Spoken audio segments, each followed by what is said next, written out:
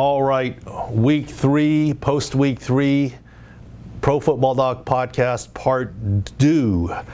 OutKick and at profootballdoc.com. Plenty of time for questions. Let's hold them for the end so that I don't, if I don't cover something, please chime in for questions. I definitely want to see them here. All right, injury rundown.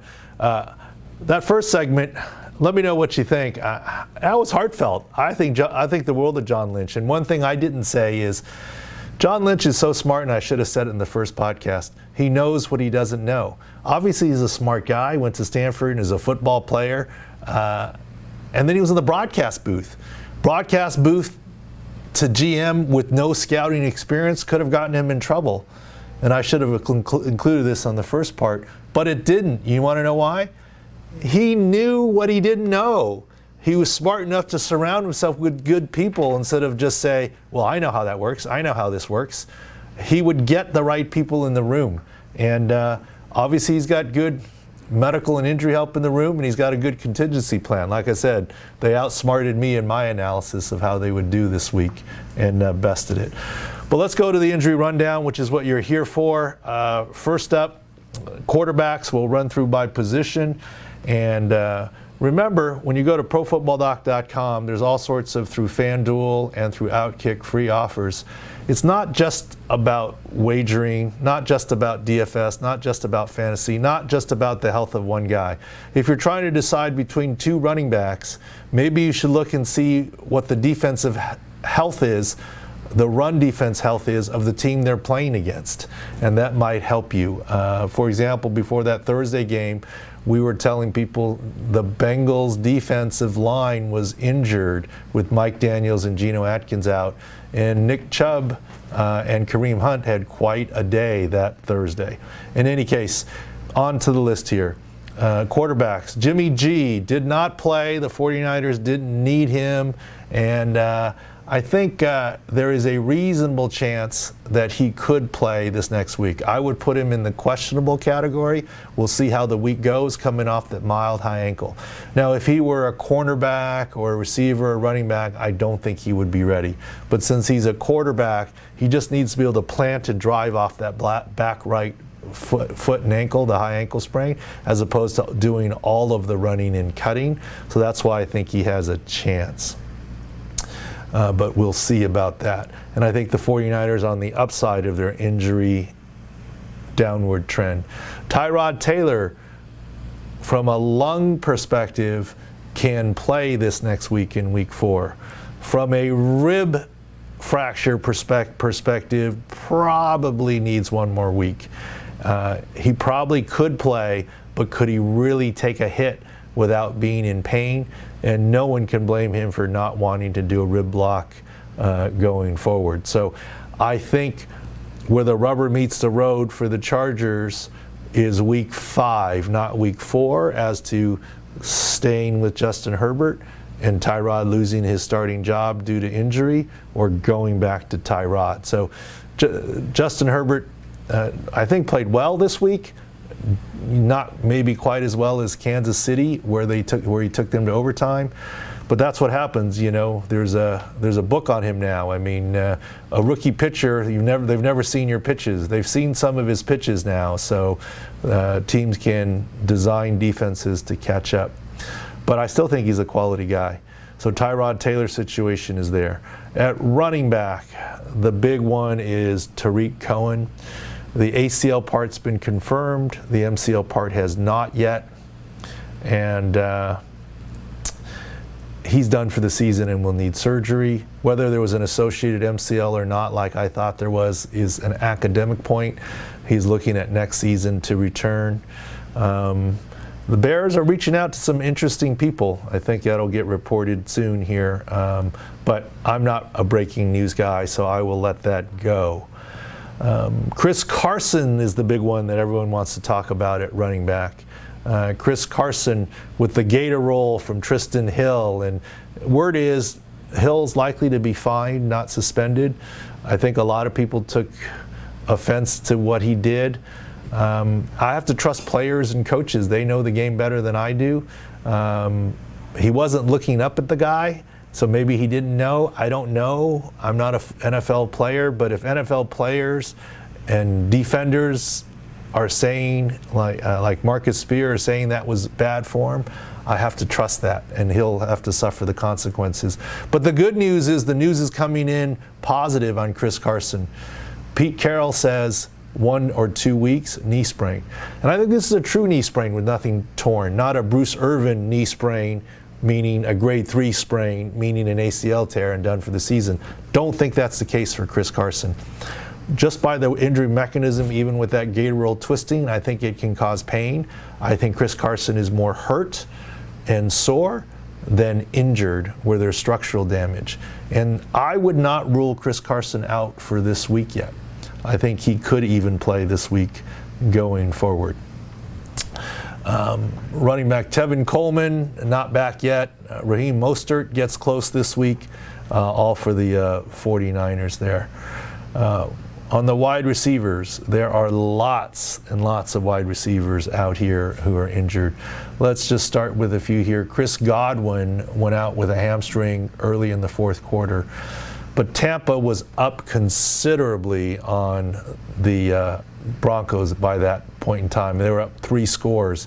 And I hope he left the game more for hamstring tightness than for partial tear or strain, because of the score rather than real injury. He's getting an MRI, and we'll wait and see. Some people thought it was a cramp. Didn't look like a cramp the way that he pulled up and the way that he positioned his leg. Hopefully it's mild. And maybe it's just some early season acclimation. Remember, he missed some time with the concussion the week before, and maybe this is just a restart up for him. So fingers crossed, not a long absence for Chris Godwin now that he's back. And remember, of course, teammate Mike Evans came into this season with a hamstring, was a decoy week 1, and then week 2 and 3 has done okay with his hamstring, and it's probably behind him. Excuse me. Another receiver with a hamstring is Deshaun Jackson. The Eagles have just been beat up. And if you go look at the Eagles injury index here and field view, you see on offense, Lane Johnson is back after his ankle surgery. Brandon Brooks out for the season. Lane Johnson. They lost their guard, who that position gave up some pressures and sacks. Jason Peters still filling in for Andre Dillard. Alshon Jeffrey, limited practice only, has not come back from his Lisfranc surgery. Jalen Reagor with the thumb out till about mid-season, in addition to the shoulder. And now this spot, Deshaun Jackson. I think this will become red. Miles Sanders, I think, is now healthy and is all green, but this is now a red. And we'll get to Dallas Goedert here. This will be a green-red because Zach Ertz is okay, but Dallas Goedert is not. We'll cover him in the tight end. But Deshaun Jackson, I think, will miss some time. And their Eagles pass offense already at a C-. I mean, we don't like giving out Ds. If we give a D for injury, that almost is implying a team or a GM was ill-prepared with backups.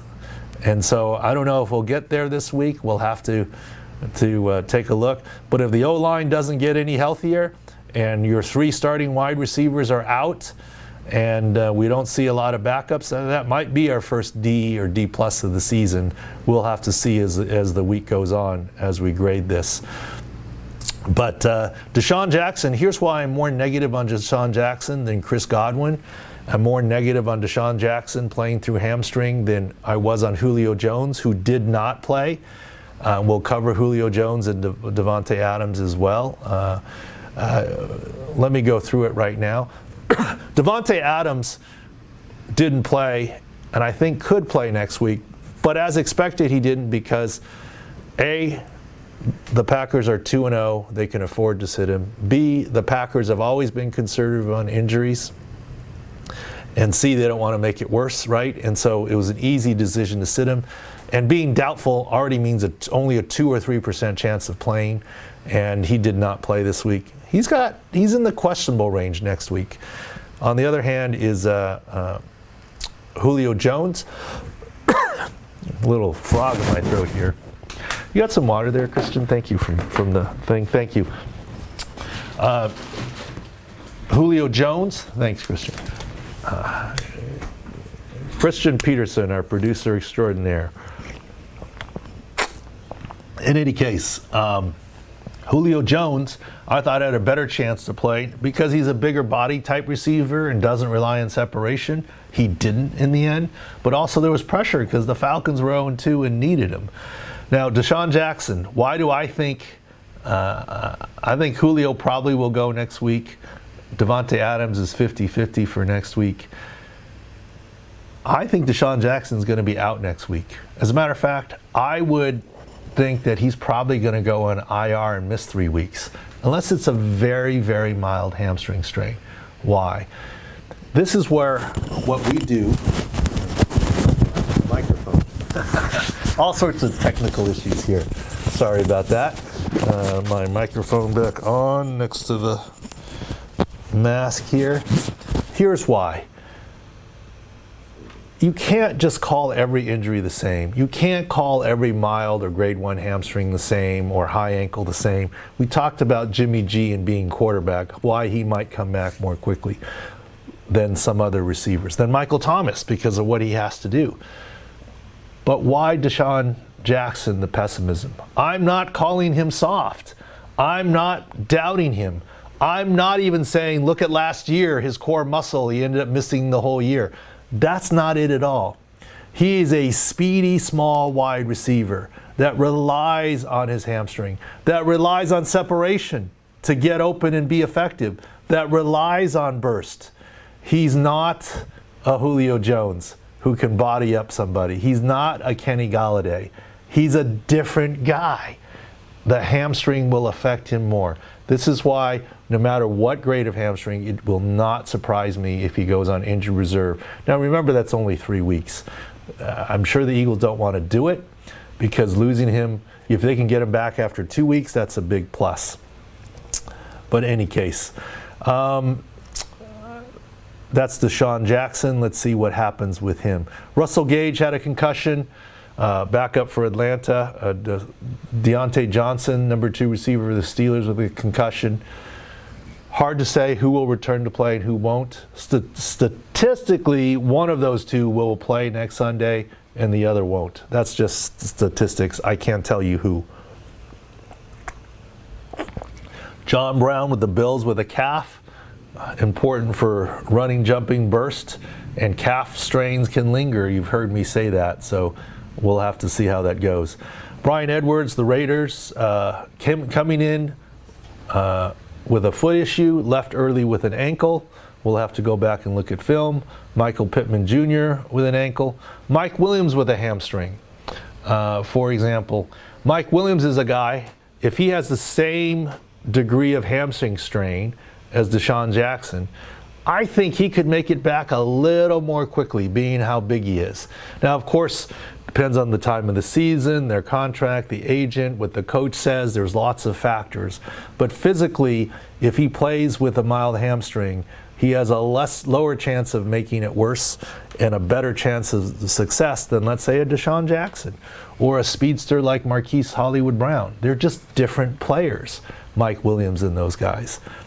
And of course, the bad news on JoJo Natson, ACL tear. The 21st ACL so far in this 2020 NFL season, including preseason and training camp. And usually, as we've talked about, by week 1 of the regular season, there are 25. So we're at a slightly slower pace.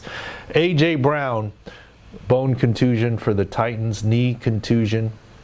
This is the first week of a realistic chance to play. I think they're going to play it safe. I'm not sure that he goes. We'll have to follow him along.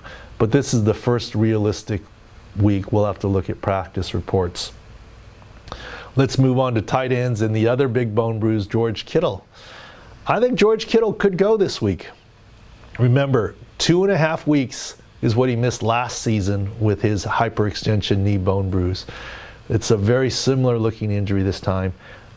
We said early on, week 1, there was no way he was going. We said week 2, week 3 game, the second week of his injury, this week, it was unlikely. I think he's truly questionable, 50-50 this week. This is the realistic chance that he could go. But like I said, John Lynch and Kyle Shanahan probably have a better plan than I do in terms of what works for them.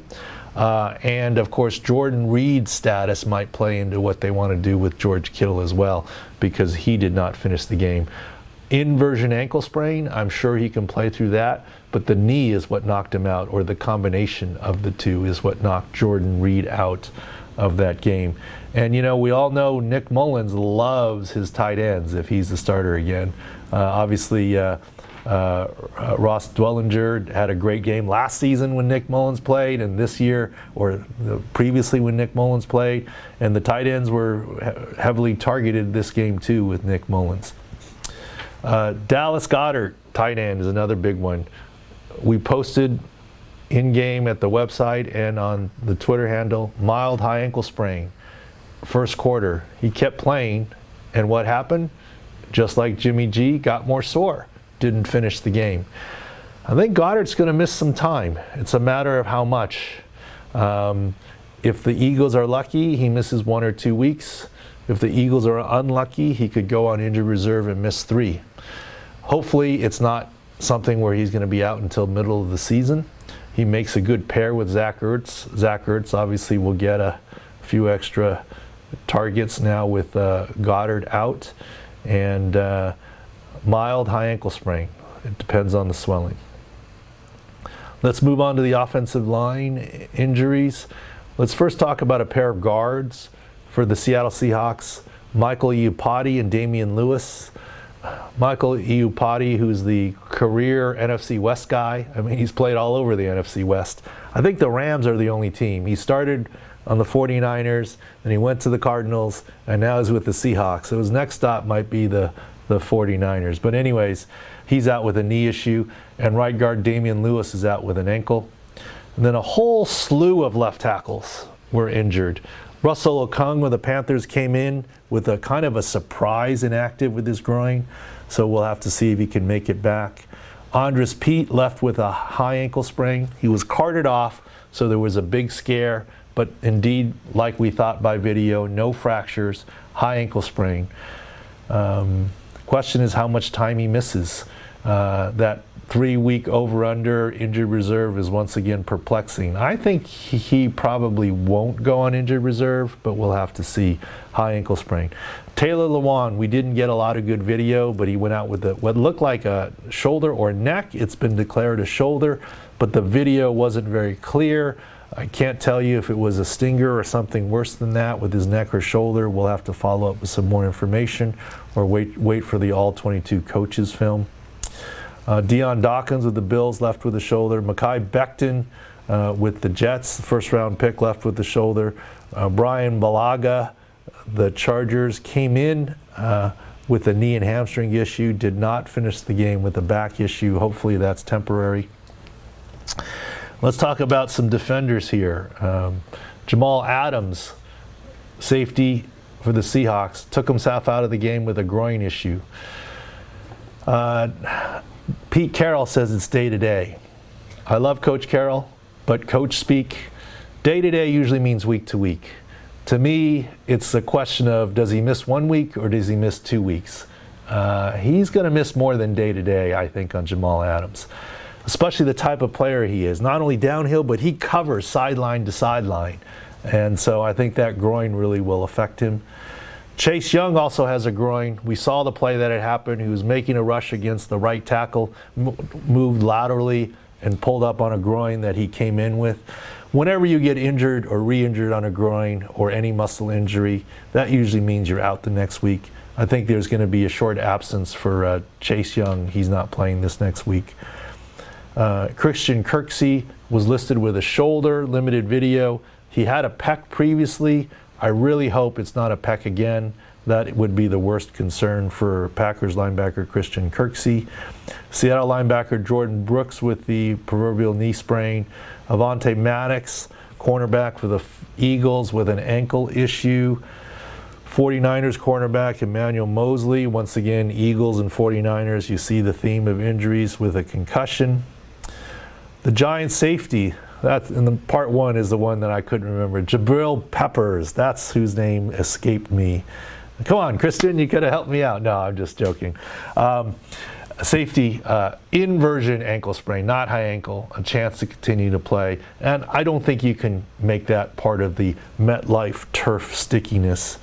Denzel Ward with a flare-up of the groin, number one corner.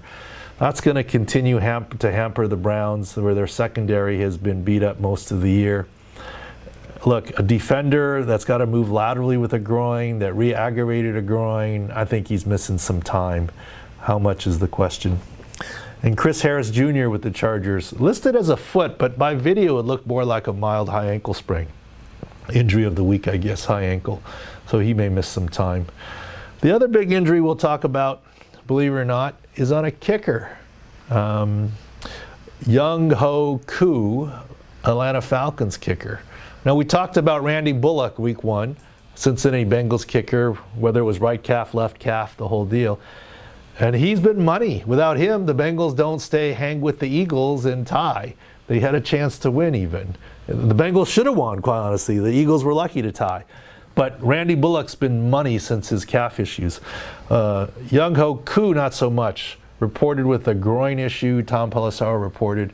I think this is going to be a big deal. I think he's going to go on injured reserve. A groin for a soccer-style kicker is huge. It happened, probably in pregame warm-up after the inactives, so you really couldn't do anything about it. He didn't kick off at all. And kick off is when you quote, break out the driver, right?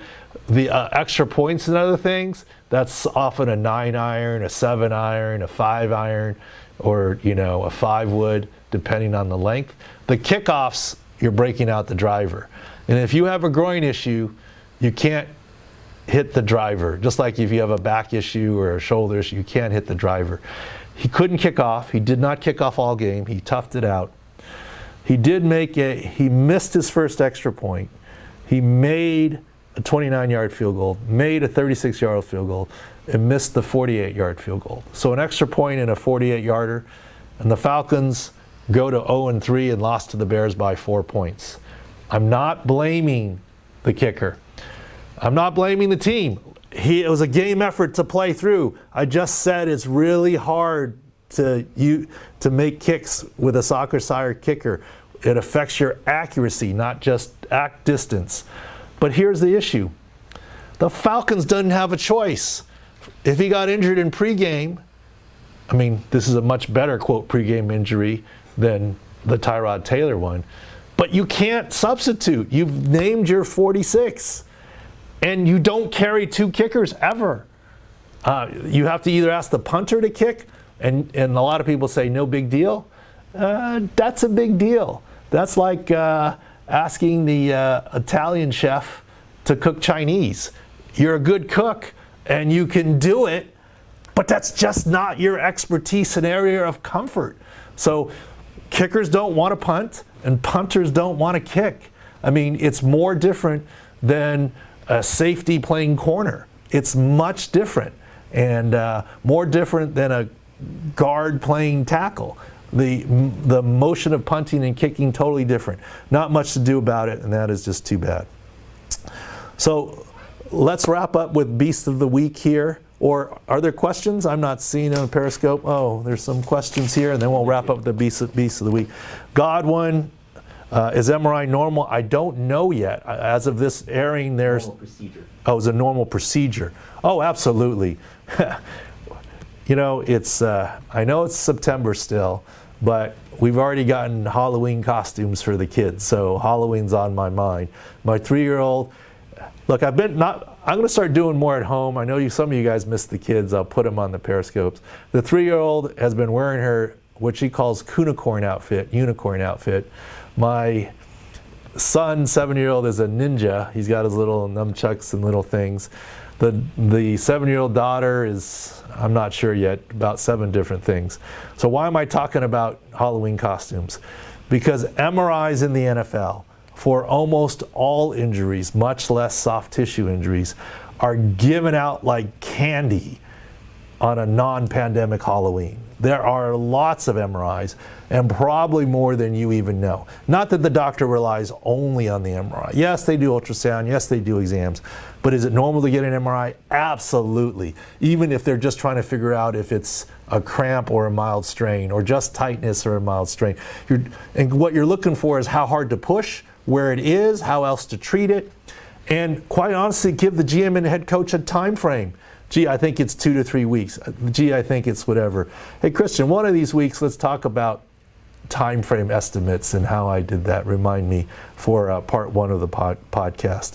And we'll talk about MRI usage and the importance of time frames to a team. Jordan Reed, the ankle injury, I think you can play through. The combination of the knee is the question. All right, let's wrap up. Final one. Yes. Thoughts on Deebo Samuel's comeback by week 5? Thank you. Deebo Samuel's come back by week 5. If I'm remembering correctly, he went on injured reserve, which probably makes him eligible to come back this week, week 4. I got to check my facts on that. If you guys remember, since the beginning of the season, or the off season, I said I thought he was going on PUP. And he didn't. And some of you might say, well, you were wrong. And once again, this fits our theme of the day. John Lynch and the 49ers are smarter than I am. I didn't figure this out. PUP means he didn't ever pass a physical, and passing a physical is somewhat subjective. And going to reserve PUP for the regular season means 6 weeks missed. With the new pandemic rules, if he passes a physical and gets pushed and has a setback, he can go on injured reserve and miss only 3 weeks, giving the 49ers week 4, 5, and 6 flexibility to activate him, versus if he were PUP, he could not play until week 7. So another example, thank you for the question, of how John Lynch is smarter than I am and had it figured out better than I did. So, but I don't know that he's ready week 4 here. And, you know, he's got to acclimate into it. I hope it's not true. I hope he doesn't, you know, get a hamstring or something else. He'll be there, but I don't know this week yet on Deebo Samuel. So Beast of the Week. Every week I want to talk about a guy who just gets my thumbs up on how tough they are and how tough this game of football is. We really should. Actually, let me try and show you right now. Take a look at this hit if I can find it here for you. So first of all, here's the gator roll, but give me a second here. I don't want to. Okay, here's the gator roll from earlier on Chris Carson, where Tristan Hill rolls over on him. And yeah, the defender kneels on him, but that twisting motion isn't going to cause serious injury, thankfully. But here's the hit on. Here's our Beast of the Week. Tell me this isn't special. I'll play it again. Joe Burrow is our Beast of the Week. This is a quarterback. Look at his head and neck snap. I mean, my ribs are sore from this. Yes, he's got a flak jacket on, but your arm's sore, your shoulder's sore, your chest is sore, your ribs are sore, the wind is knocked out of you, the snot is knocked out of you. How is his neck not sore? I mean, thankfully, there's a whiplash effect, and you could get a concussion from it, but he didn't. He missed one play and returned and continued to play well. You look at that video and you have an instantaneous vote. And if you said, out for the year, out for 6 weeks, out for 3 weeks, out for just this game, or out for one play, I don't know that anyone picks out for one play. Just look at that.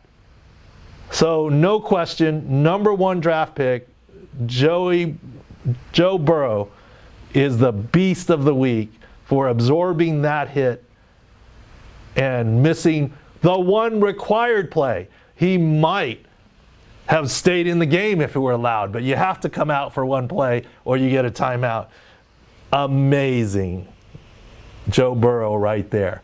So that's our Beast of the Week. Thanks for watching part 1 and part 2 of the podcast. Thanks to OutKick for having me on their podcast network. And thank you, Christian.